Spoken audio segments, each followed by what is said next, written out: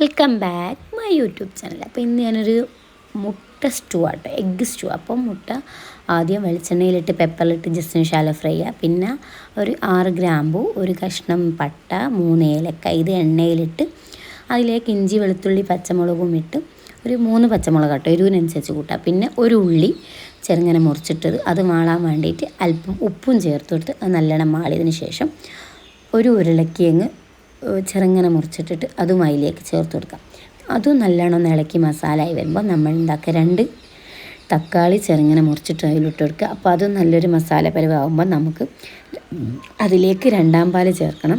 ആദ്യം നമ്മൾ 2-ാം പാലാണ് ചേർക്കുക, വെള്ളം ചേർക്കില്ല. അപ്പോൾ 2-ാം പാലിൽ കോൺഫ്ലവറിൻ്റെ പൊടി വീട്ടിലുണ്ടെങ്കിൽ മസ്റ്റായിട്ട് ചേർക്കണം. എൻ്റെ ഇല്ലാത്ത ഞാനത് ചേർത്തിക്കില്ല. അപ്പം അത് നല്ലോണം തിളയ്ക്കാൻ വേണ്ടി നമ്മൾ വെക്കുക. അത് തിളച്ച് കഴിയുമ്പോൾ നമ്മൾ എന്താക്കും, നമ്മൾ ഷാലോ ഫ്രൈ ചെയ്ത് വെച്ച എഗ്ഗില്ലേ, ആ എഗ്ഗ് ആ പെപ്പറോടെ തന്നെ നമ്മൾ അതിലിടും.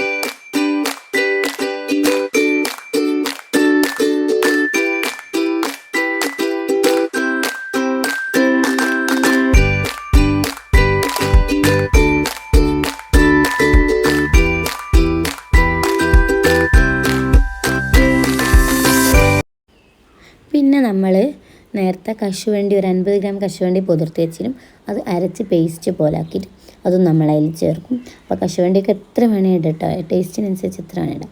അപ്പോൾ പിന്നെ നമ്മൾ കശുവണ്ടി ചേർത്ത് ഒന്ന് തിളക്കിയതിന് ശേഷം ആവശ്യത്തിന് ഗരം മസാലപ്പൊടി ഞാൻ ഒരു ചെറിയ ടീസ്പൂണാണ് ഇട്ടത്.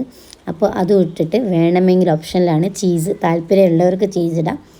അപ്പോൾ ചീസും ഇട്ട് ഒന്ന് തിളച്ച് വരുമ്പോൾ നമ്മളെന്താക്കും, അതിലേക്ക് 1-ാം പാല് വരും. 1-ാം പാല് പറഞ്ഞാൽ പിന്നെ നമ്മളങ്ങനെ തിളപ്പിക്കില്ല കേട്ടോ. ജസ്റ്റ് ഒന്ന് നമ്മൾ ജസ്റ്റ് ഒന്ന് ആയാലും നമ്മൾ ഓഫ് ചെയ്ത് വെക്കും.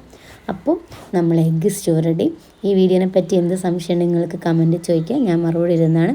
അപ്പം തുടർന്നുള്ള വീഡിയോ എല്ലാവരും ലൈക്ക് ചെയ്യുക, ഷെയർ ചെയ്യുക, സബ്സ്ക്രൈബ് ചെയ്യുക, വീഡിയോകൾക്ക് സപ്പോർട്ട് തരിക. അപ്പോൾ ഇന്നത്തെ വീഡിയോ ഇത്രയേ ഉള്ളൂ. Tata, bye bye.